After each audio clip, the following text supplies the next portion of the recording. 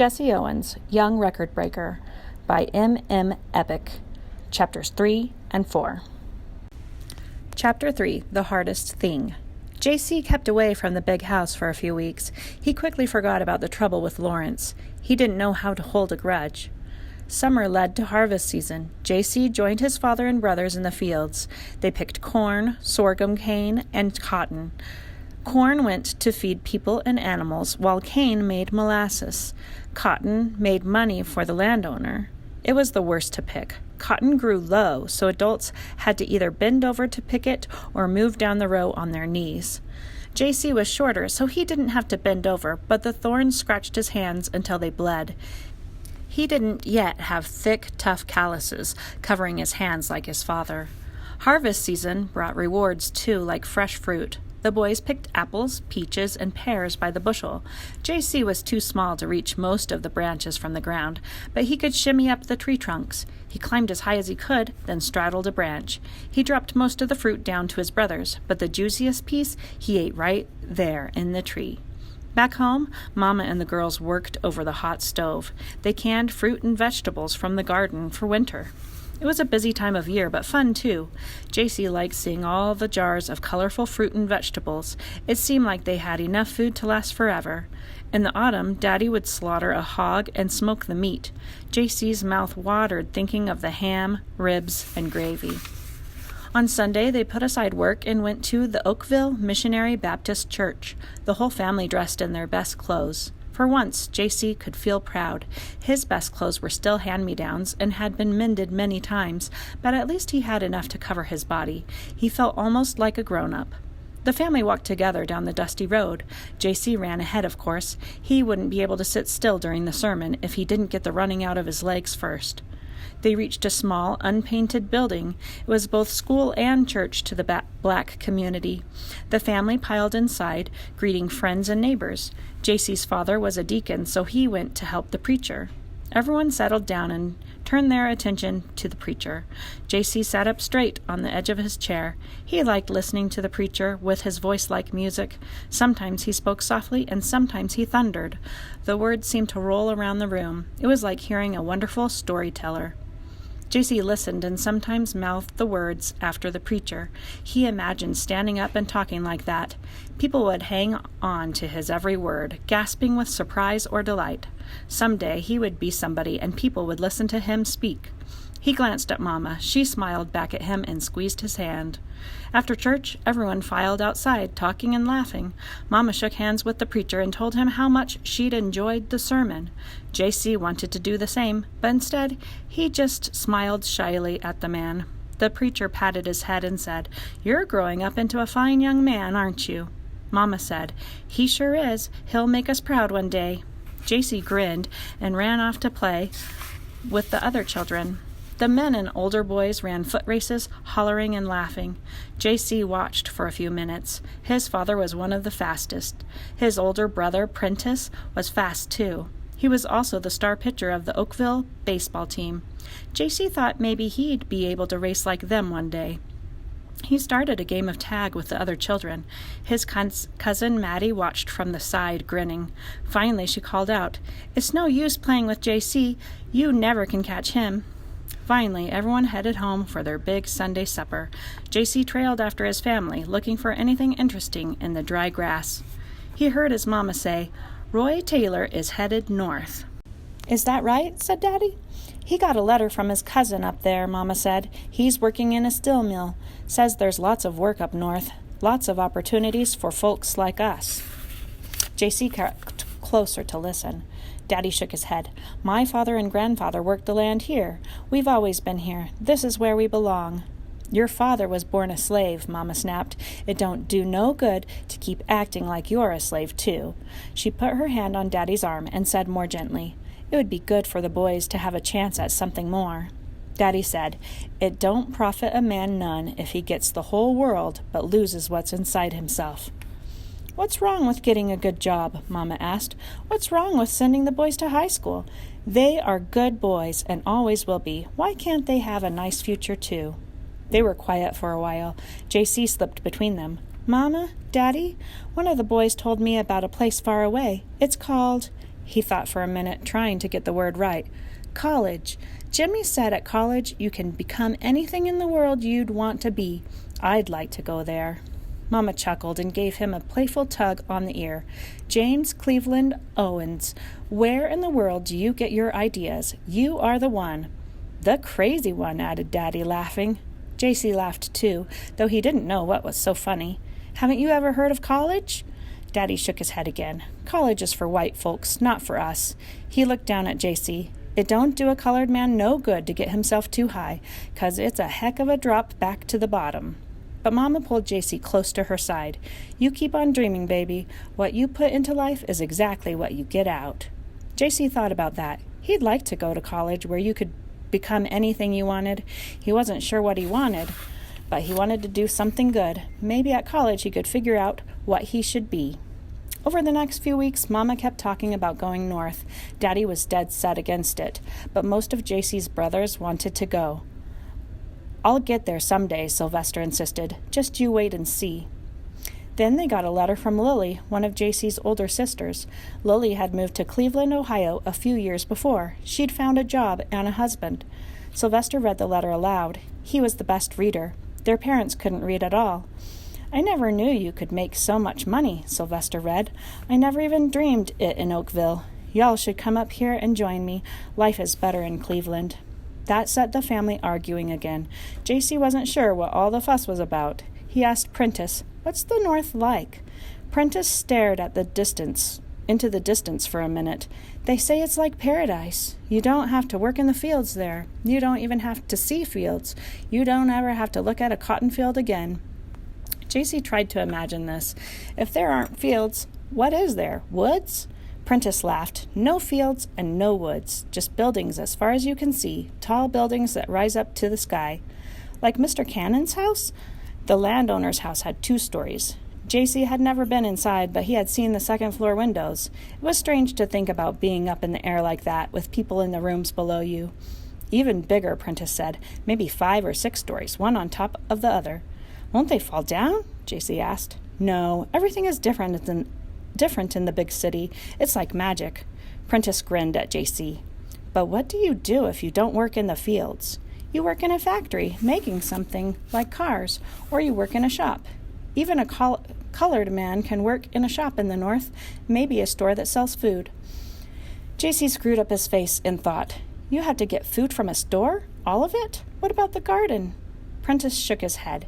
You might not have a garden. You might live in the top of one of those big buildings with other buildings all around. No place for a garden. You work in a factory or a store, and you buy your food. He gave J.C. a playful push. But you, youngster, would go to school. J.C. frowned. He didn't care much for school. The teacher always wanted him to sit still, and they just did the same thing every year, writing out the alphabet and listening to the teacher read from books. Prentice sighed. But Daddy won't go, he whispered. He's too scared. J.C. thought about tall buildings and no fields and school. Maybe Daddy was right about the north. Then J.C. remembered college. Was college in the north? Would J.C. be available to go, even though he wasn't white? He didn't want to work in the fields all his life, planting crops for someone else. That was no way to become somebody. Maybe Mama was right about the north after all. That night, J.C. woke up and heard his parents talking softly. We have to go north, Mama said. Otherwise, the boys will go without us, one after the other. They won't stay here forever. Do you want to be here all alone? But what would I do in Cleveland? Daddy asked. We'd never make it, Emma. We'd starve. We're nearly starving here, Mama exclaimed. It's crazy to go on like this. The boll weevils destroys the cotton crops. We get too much rain or not enough. We can never get ahead. And now they're making machines to do a farmer's work. What happens if Jim Cannon decides a machine can do the work better than you? But how can we go? Daddy asked. It costs money to get there, and we don't have any. Sell something, Mama said. But what? Mr. Cannon owns the house, the land, the tools, everything. He doesn't own the mule, Mama said. Sell the mule and let's go north. You won't need a mule to plow the fields up there. At last, Henry Owens agreed. He would do the hardest thing on earth for him. He would leave the only home he ever knew so J.C. and the other children could have a better life. Chapter 4. The Colored Car. A few weeks later, Mr. Owens and his two oldest sons, Prentice and Quincy, were getting ready to leave Alabama. "Mama," JC said, "what's going to happen?" She pulled him close. "Daddy and Prentice and Quincy are going north. They'll find work and then send for us." "How will we get there?" "We'll go on a train," Mama said. "And where's the train going to take us, Mama?" "It's going to take us to a better life." She wrapped some bread in a piece of cloth. "Now you take this to Daddy. Them boys will get hungry on the train." JC took the bread and ran to his father. Mr. Owens turned and bumped into JC. "Whoa," he said, grabbing JC's arm to steady him. As he drew away, JC saw that his father's hands were shaking. "He really is scared," JC thought, just like Prentice said. "I wonder what's so scary about the North. Everyone else says it's wonderful."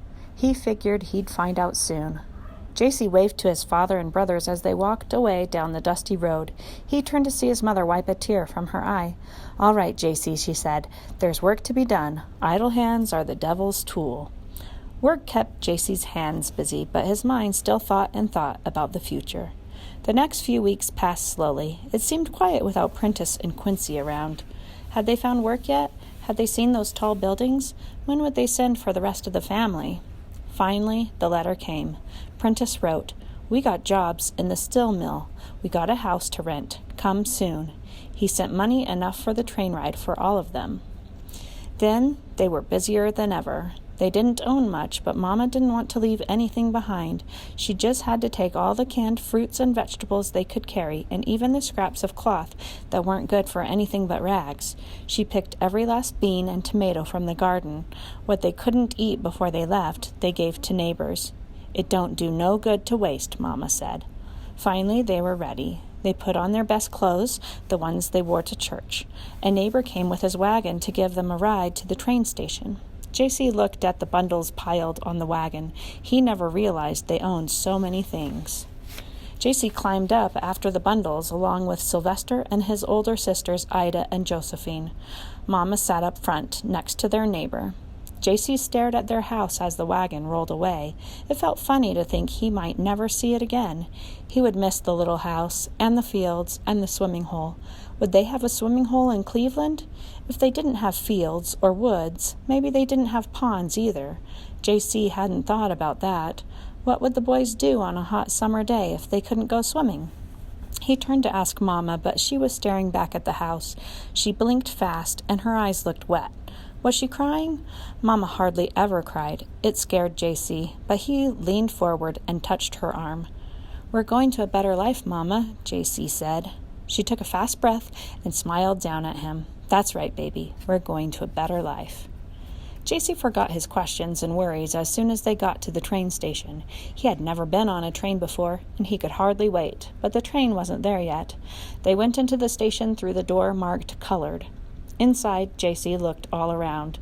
There was one counter where someone was selling tickets to white people, and another counter where someone was selling tickets to black people. Mama gave their money to Ida, and she went to buy the tickets. Mama sat on a bench, but JC and Sylvester went out to the platform to watch for the train. "Here it comes," a man yelled. JC stared down the tracks. He could see puffs of smoke in the distance. He heard a faint rumble, and then the train's whistle blasted. The puffs got closer and bigger. The rumble got louder. JC backed away from the tracks until he backed up against the building. He put his hands over his ears as the train's wheels screeched. He'd never heard such a noise. Coal dust billowed through the air and made him cough. Finally, the locomotive came to a stop. The engine in front was long, black, and shiny. Behind it, the train cars seemed to stretch forever. "Will you look at that?" Sylvester said. "I bet you could put all of Oakville on that train." JC could see faces through the windows. Are all those people going to Cleveland? A man heard him and turned to answer. "No, son, they're going all over the country. This train will meet up with other trains going to other places. But if you want to get to Cleveland, you'd better get on board." "JC, Sylvester," Mama called. "Get in here and help me." They ran inside and started picking up bundles. Then they went out and found the right train car, one with a colored sign above the door. A porter greeted them. He was a black man, wearing a dark jacket with buttons all the way up the front. JC had hardly ever seen a black man dressed that nice, except the preacher on Sundays.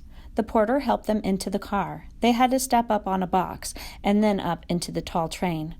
An aisle ran down the middle of the car, with benches on each side. They found seats and stowed all their bags on the racks above the seats. Then JC and Sylvester ran up and down the car, looking at everything. The train started moving. JC grabbed onto a seat and held tight. His body shook right along with the train. The floor moved under his feet. He had never felt anything like it. He crawled across an empty seat to a window and stared out. The land outside flashed by, faster and faster. JC felt sick seeing the ground moving like that. He sat back, closed his eyes, and took a deep breath. He told himself that the ground wasn't really moving. They were moving, on the train. When he felt better, he opened his eyes again. JC couldn't sit still for long. He ran to the front of the car. It was a funny feeling, running on a floor that moved. He could feel the shaking every time his feet hit the wood. There was a door at the front of the car. JC wondered where it led. He pressed his face against the glass. Sylvester came up beside him and did the same. The porter smiled at him from the other side and opened the door. "This your first time on a train?" he asked. "Yes, sir," JC said shyly. "Then I reckon y'all want to see the front cars," the man said. "Yes, sir," the boys said together. He led them through another car like theirs. Most of the seats were filled. Some folks had nice clothes, while others looked just as poor as the Owens family. All of them were black. They went through to another car. The porter said, "Now here's our post office." "A post office right on the train?" Sylvester exclaimed. "That's right. These men are employees of the U.S. Postal Department." He gestured toward 4 white men. One of them grinned and waved. Another was busy with a sack full of mail. He pulled out letters and tossed them into sorting bins. The porter said, "Those big bins are for mail going to big cities. The small bins are for small towns that we pass through. The railroads take mail all over the country." JC wondered if the letters from Prentice and Lily had come by train. He'd never thought about it before. "Come through here, and you'll get a real sight," the porter said. He led them through to another car. This car was hot and smoky. 2 men worked by something that looked like a big stove. The porter yelled over the noise. "That's the fireman and the engineer. They make sure the boiler has enough coal. They control the steam so the train has enough speed. That's what makes the train go." One of the men picked up a scoop and shoveled more coal into the firebox. He had his sleeves rolled up and his face shone with sweat. The porter said, "They're busy. We'd best stay out of the way. There's nothing ahead besides the engine anyway." He led the way back through the mail car to the passenger car. "And what's behind us?" Sylvester asked. "Is it all more cars like ours?" "Not all," the man said. "Behind these Jim Crow cars, they put the cars for white folks. They're in the back, so they don't get so much smoke from the engine. Then there's the dining car. It's like a restaurant." "What do you mean?" Sylvester asked. "You can buy food on the train?" "That's right. They have tables with white tablecloths, and men like me to serve the food. It's right fancy, but expensive. Mostly rich folks eat there, and the rest of us bring our own food." JC thought the porter was nice. He didn't look down at them because they were poor with ragged clothes. He treated the boys almost like grown-ups. The man went on. "Behind the dining car, you have the sleeping cars. They have seats that turn into beds at night." JC stared at him. "You could live on this train for a whole year." He laughed. "Some of us do, son. Some of us do. Now you boys run along. I'd better get back to work."